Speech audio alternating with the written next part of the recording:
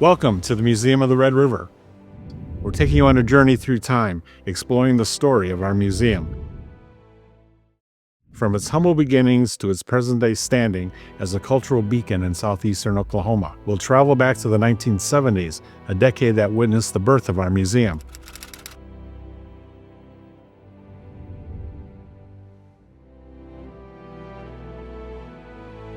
Mary and Quintus started it, and it was just a personal collection because they were interested in the cultures of other people.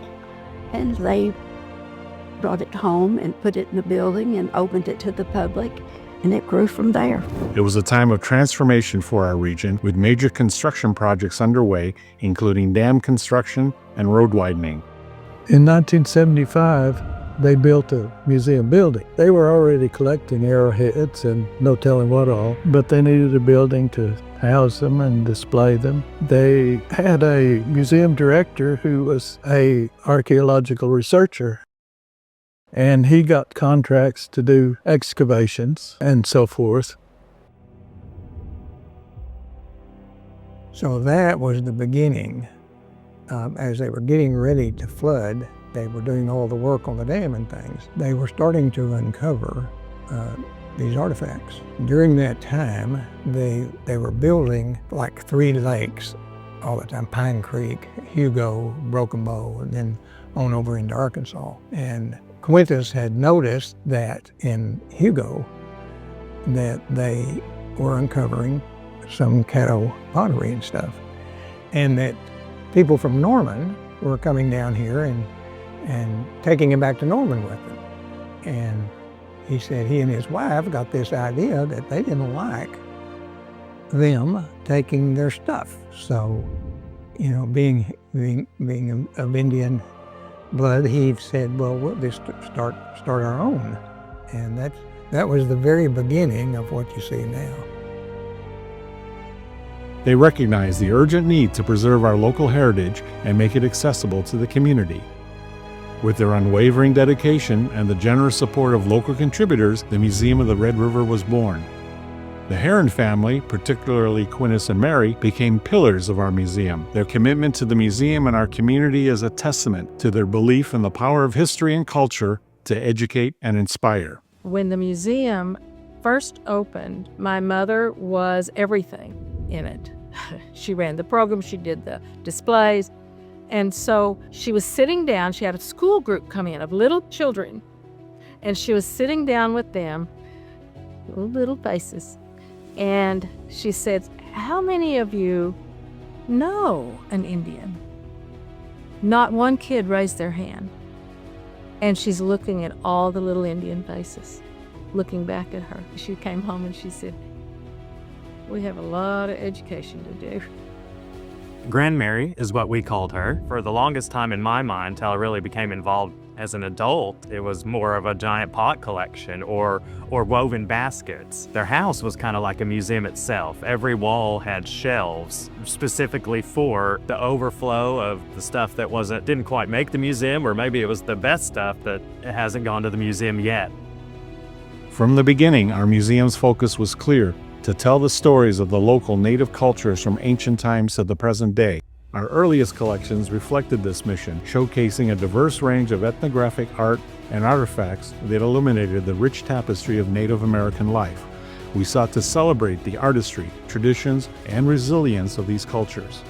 The first thing I remember when I got here, the first original museum set out here, and that was the museum. It was about, gosh, I don't remember how many square feet, but it wasn't very big. And her friend Sally, who was very instrumental in those early years, they took care of everything. They were just the two of them.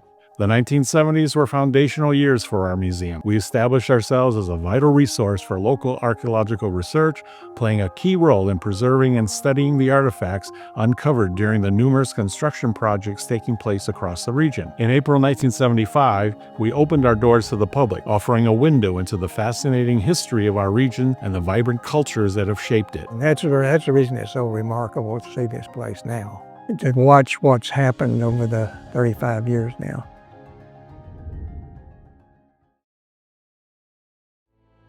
The 1980s was a time when the museum truly began to flourish. Under the guidance of dedicated individuals like Mary Herron, one of our founding members, we adopted a fiscally responsible approach, carefully managing our resources and laying the groundwork for future expansion. My dad would go with people to South America and Central America and Mexico in the Southwest, and he would take my mom quite often, and sometimes he would take my sister and I along with him, and we'd go down there and see the pyramids. And all this time he was collecting artifacts, Southwest art, pre-Columbian art. He did a lot of it through dealers. He knew very many dealers.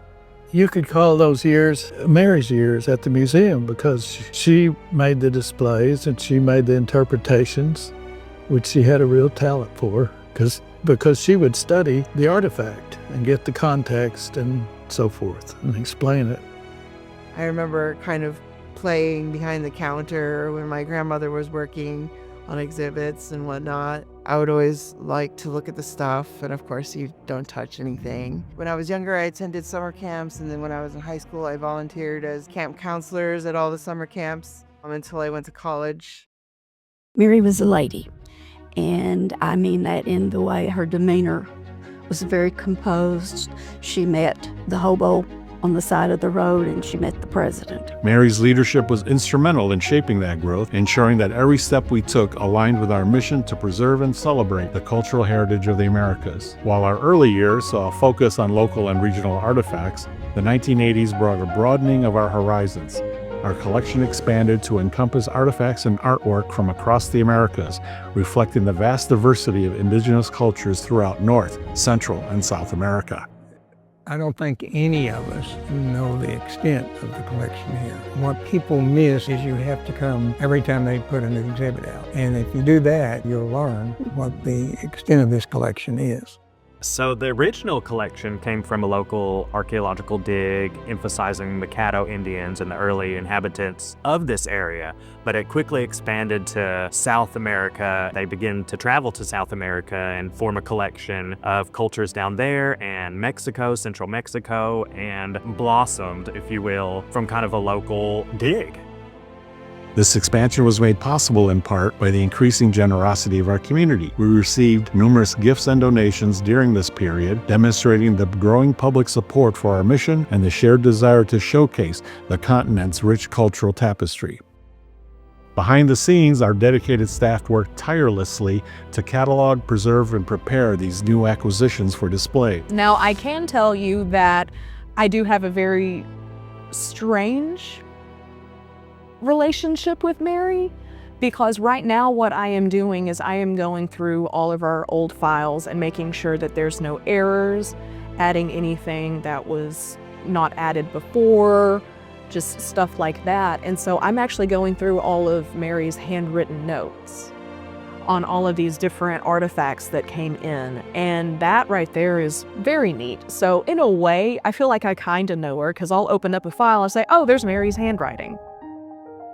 We expanded our exhibition space, creating engaging and informative displays that transported visitors across time and cultures. The 1980s also saw a deepening of our commitment to community engagement, particularly with local schools and educational institutions. That was always a big emphasis of my grandma's, to work with the kids and art projects and craft projects. That seemed to be one of her specialties, being a remarkable artist that she was. So I can remember being involved with the camp kind of settings and school tours. We developed a range of programs and outreach initiatives designed to inspire a love of learning, particularly among young people. We believe that by fostering a sense of wonder and appreciation for history and culture, we can empower future generations to become stewards of our shared heritage. As the decade drew to a close, the Museum of the Red River was poised for a period of significant transformation. The seeds planted in the 1980s through our careful planning, financial stewardship, and growing community partnerships would soon blossom into a period of remarkable growth and expansion, a decade that saw the museum continue to grow and evolve, embracing new opportunities to expand its collection and further engage with our community. Now we step into the dynamic era of the 1990s, a decade that brought significant changes, exciting new additions, and a growing recognition of our museum on a national stage. The 1990s began with a bold vision to expand our physical space and create a more modern, welcoming facility for our visitors. Plans for a major building expansion were set in motion in 1996, marking the beginning of a transformative chapter for the Museum of the Red River. This ambitious project, fueled by the generosity of our donors and the unwavering commitment of our community, culminated in a grand opening celebration in 1999. The expanded museum provided more exhibition space, allowing us to showcase a wider range of our collection and create more immersive and engaging experiences for our guests. The year 2001 witnessed the unveiling of a truly extraordinary addition to our museum, the Acro Feature. This remarkable exhibit, featuring a cast of the Acrocanthosaurus atachensis, a fearsome predator that roamed our region millions of years ago, quickly captured the hearts and imaginations of our visitors. The fascinating thing for me is the men who found it kept it a secret for a long time. I don't know if it was just their joy at being able to find that, or maybe the fear that it would not be respected by our community in its natural state. We've got a broad-minded group of people in the county, and then we have some that are really sort of insular. We try to broaden everybody. Our dinosaur it pleases the children. It amazes adults when they come in and turn this corner and there's this big thing that, were it alive, that'd definitely be lunch. The story of how this magnificent dinosaur came to our museum is a testament to the power of community, the dedication of passionate individuals, and the importance of preserving scientific treasures for future generations. Whenever you hear that a museum in Idabel, Oklahoma has a dinosaur, you're like, oh, they have a dinosaur, how cute. And then they step through the doors, it's like, oh my gosh, they have a dinosaur. And that's kind of the exact same thing that happened to me. I was like, sure, they have a dinosaur. I'm sure it's like 5 foot tall and it kind of grand, And then I round the corner and there is Acrocanthosaurus, right there. And it was pretty awe-inspiring, honestly, especially knowing that it was stomping around right where we're standing right now whenever it was alive. That's insane.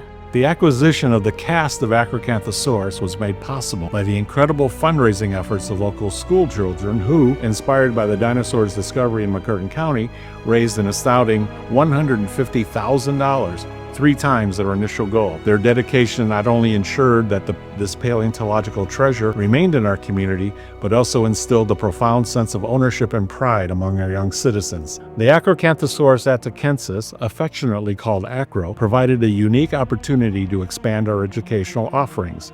We collaborated with paleontologists and artists to create exhibits that brought the world of dinosaurs to life. Visitors could marvel at the dinosaur's massive skull, learn about its predatory habits, and explore its evolutionary relationship to other dinosaurs. Acro's presence transformed the museum into a vibrant center for paleontological education, sparking curiosity and inspiring a new generation of dinosaur enthusiasts. The 2000s also saw the museum's collection diversify beyond the Americas. Recognizing the interconnectedness of cultures and the global nature of our shared human story, we began to acquire artifacts from Asia, Africa, and the South Pacific. This expansion reflected our evolving vision to bring the world to Idabel.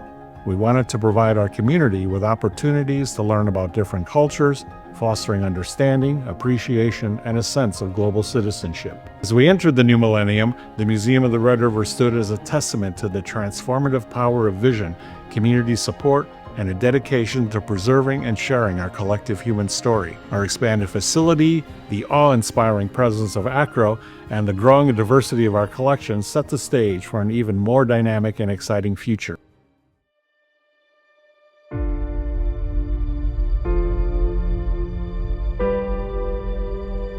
As we enter the new millennium, we find the museum embarking on an exciting new chapter, one characterized by a shift in leadership, a continued commitment to expanding our collection, and a growing vision that extends beyond the borders of the Americas. The early 2000s marked a significant transition for the Museum of the Red River.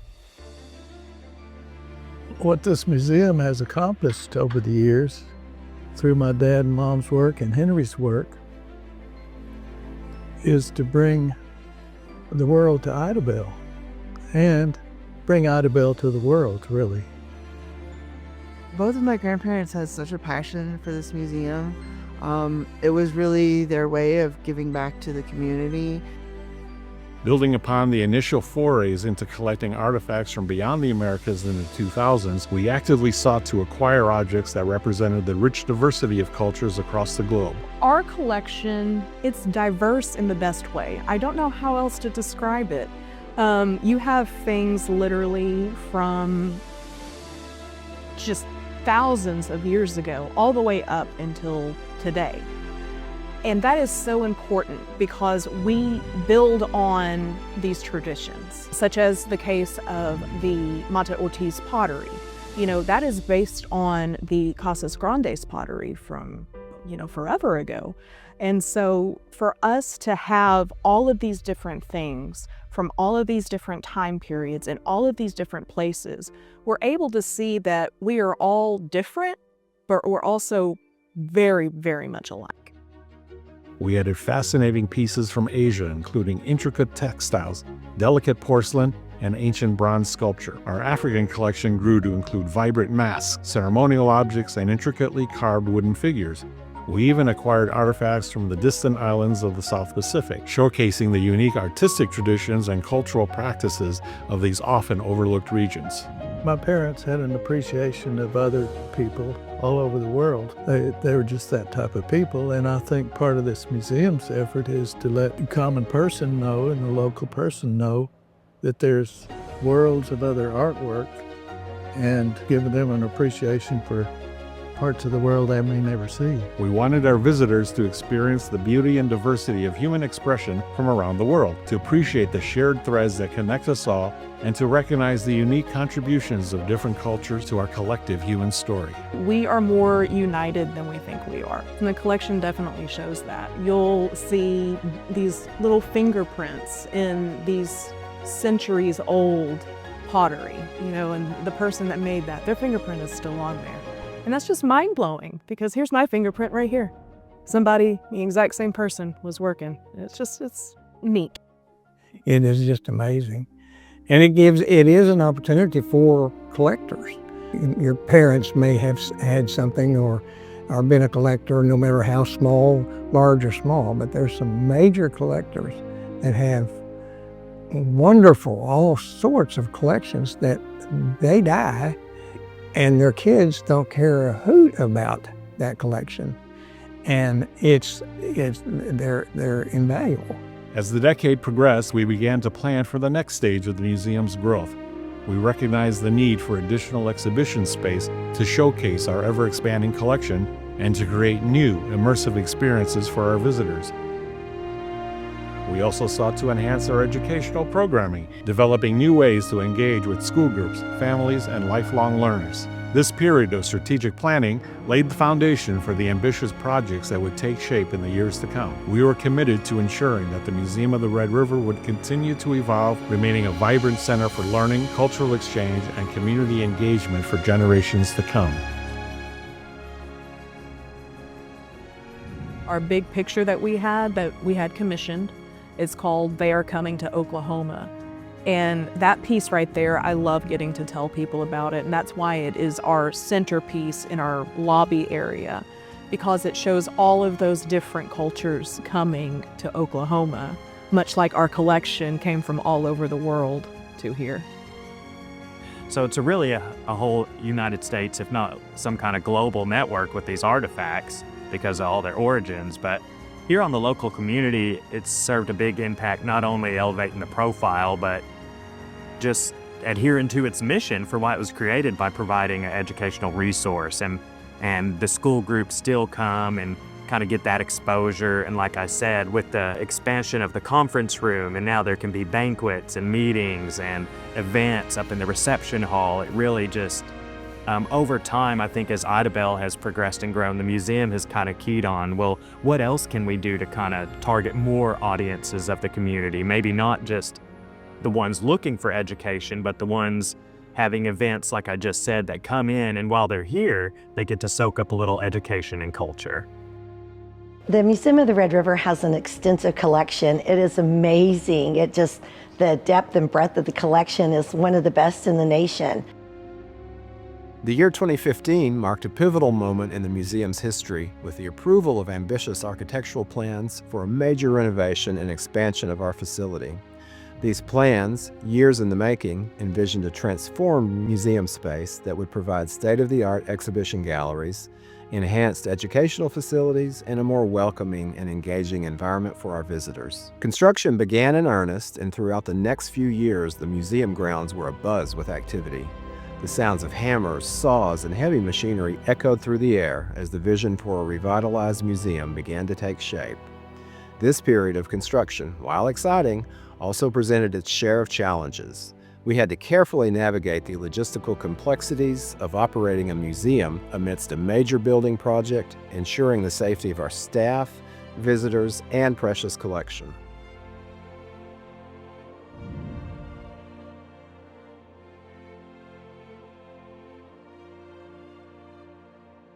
In 2020, the world was confronted with the unprecedented challenges of the COVID-19 pandemic. The museum, like countless other institutions across the globe, had to adapt quickly to this new reality.